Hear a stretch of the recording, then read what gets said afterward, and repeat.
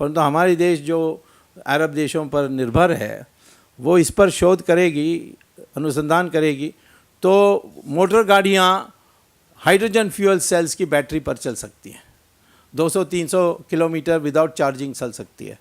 और अभी जापान में टोयोटा ने 1-2 गाड़ियाँ ऐसे उत्पन्न की है, IIT मद्रास में भी ये रिसर्च अब चल रही है। इसको प्रोत्साहन देकर हमें अरब देशों के तेल से मुक्त कराना चाहिए।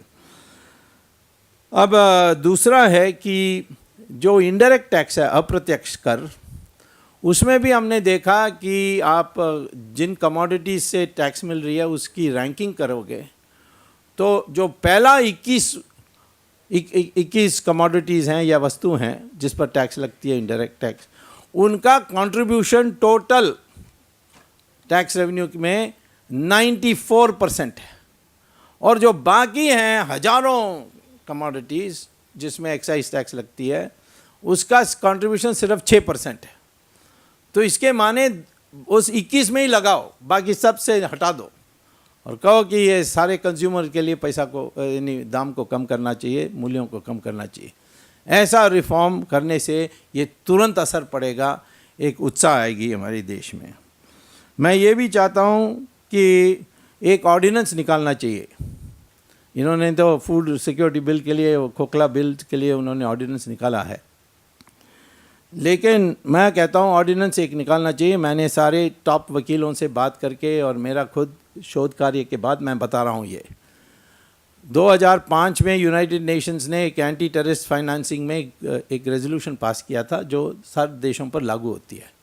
हमारी दुनिया में 70 देश हैं जहाँ गुप्त बैंकिंग चलती है, जहाँ नाम नहीं बताएंगे और पूछेंगे नहीं कहाँ से पैसा आया। ये 70 देश हैं जिसमें केमन आइलैंड है, मकाओ है, स्विट्ज़रलैंड है, आइल ऑफ मैन इंग्लैंड के पास है। तो ऐसे देशों में लिechtenstein है। तो ये सारे देशों 70 देश हैं। और हमारे भारत सरकार को, नवीन भारत सरकार, इंडिया की सरकार को एक अध्यादेश जारी करनी चाहिए कि जो भी भारतीय हैं इन देशों में जिन्होंने बैंक अकाउंट खोली है, इन 70 देशों में, वो सारे अकाउंट्स उनकी राष्ट्रीयकृत हो गई है, माने इट्स बीन नेशनलाइज्ड, और उसके जो सारा पैसा है ये भारत सरकार की पैसा है। तो 70 लाख करोड़ रुपए आपके हाथ में आ सकती है। और यदि कोई कहें कि नहीं मैंने जायज़ खोला है, पैसा उसमें मैंने लगाया मेरी कमाई से, तो सिद्ध कर दें तो उस अकाउंट को डिफ्रीज़ करके उसको दिया जा सकता है। ये हमें करनी चाहिए जिससे आमदनी और भी मिलेगी। जो पार्टिसिपेटरी नोट्स हैं उसको अबॉलिश करनी चाहिए। जो लोगों ने ये जो हवाला ऑपरेटर्स हैं उनका नाम सब जानते हैं कहाँ हैं, उनको PMLA prevention of money laundering act में गिरफ्तार करना चाहिए। और जो यानी UAE, दुबई, अबू धाबी जाते हैं या सिंगापुर या मकाओ जाते हैं, इन जगहों में जो भारतीय नागरिक जाते हैं उनको एक स्पेशल रिपोर्ट फाइल करनी चाहिए पासपोर्ट ऑफिस से कि हम जा रहे हैं, क्योंकि आजकल वो वीज़ा के बिना जा सकते हैं। ये अब वीज़ा बने ये तो हम कह नहीं सकते, ये तो दूसरा देश का हक है, परंतु ये ऐसे लोग जो भी जाएंगे उनको एक चिट्ठी लिखनी पड़ेगी सरकार को कि हम जा रहे हैं और इस बिज़नेस के लिए जा रहे हैं। क्योंकि यदि ये करते हैं तो फिर रुपए डॉलर रेट 40 रुपया हो जाएगा 2 हफ्ते के अंदर, और हम 5 साल के $1 होना चाहिए। ये इसके लिए हम कर सकते हैं। फाइनली कई चीज़ें ऐसे करनी चाहिए जिससे हमारी देश की मार्केट में हमें फ़ायदा हो सके, आकर्षित कर सकें दूसरे देशों को। उसके लिए इंफ्रास्ट्रक्चर प्रोजेक्ट्स जिसमें कोई नेशनल सिक्योरिटी का सवाल नहीं है उसको 100% FDI के लिए परमिशन देना चाहिए। और हमारी जो कृषि की उत्पादन है वो आज भी दुनिया के न्यूनतम दाम में मिलती है, lowest price of agriculture products in the world. इसीलिए वो दोहा टॉक्स में जो WTO का टॉक्स होती है उसमें ये वो जो उन्होंने वहाँ बैरियर्स बनाई है, टैरिफ बैरियर्स, उसको हटाते नहीं हैं, क्योंकि हमारी देश से फ्लड कर सकती है। सिर्फ अनाज नहीं, सिर्फ सब्जी नहीं, सिर्फ दूध भी सबसे सस्ता है। वैसे दूध में हमारे देश में 15 करोड़ गाय हैं, लेकिन उस औसत में दूध सिर्फ 200 लीटर प्रति वर्ष देती है, जब इजरायली गाय आपको 11,000 लीटर देती है एक साल में। और आप सोच लीजिए कि हमारे 15 करोड़ गाय 11,000 लीटर देने लगेंगे तो कितना दूध होगा। दूध में स्नान भी कर सकेंगे, ऐसी हालत आ जाएगी। तो इससे दूध को, फ्लावर्स को, फूल को भी एक्सपोर्ट कर सकते हैं, फ्रूट को एक्सपोर्ट कर सकते हैं। तो इसमें एग्रीकल्चर को ग्लोबलाइज करना एक प्रोग्राम होना चाहिए।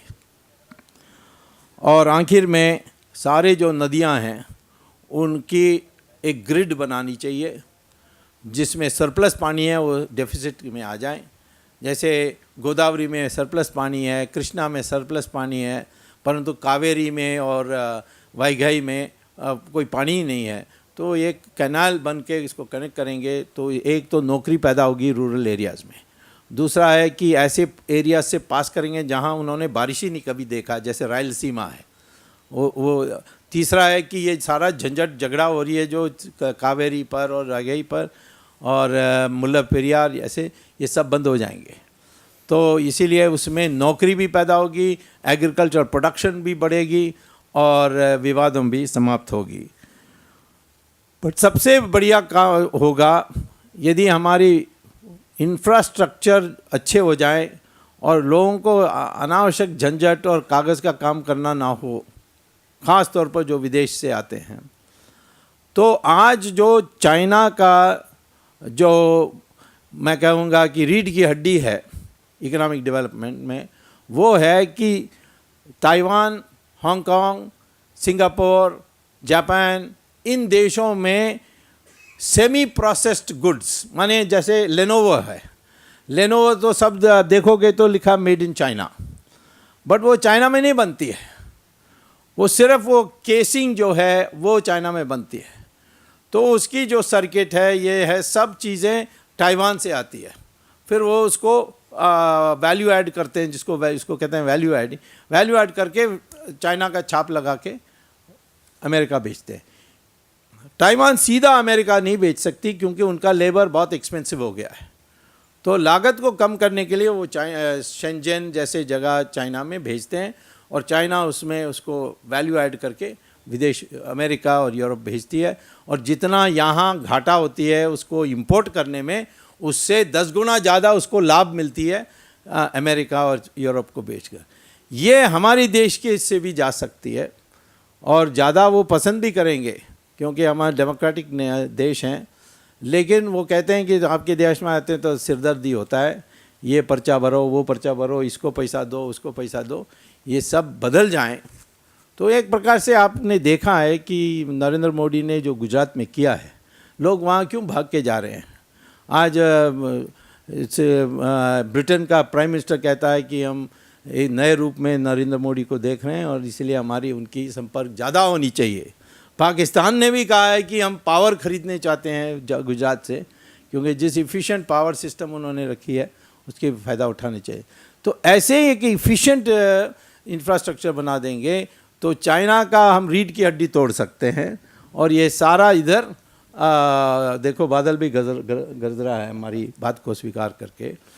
तो वो चाइना की जो जारी है वहाँ से, वो यहाँ से जाएगी और हमारी लेबर चाइना से सस्ता है आज।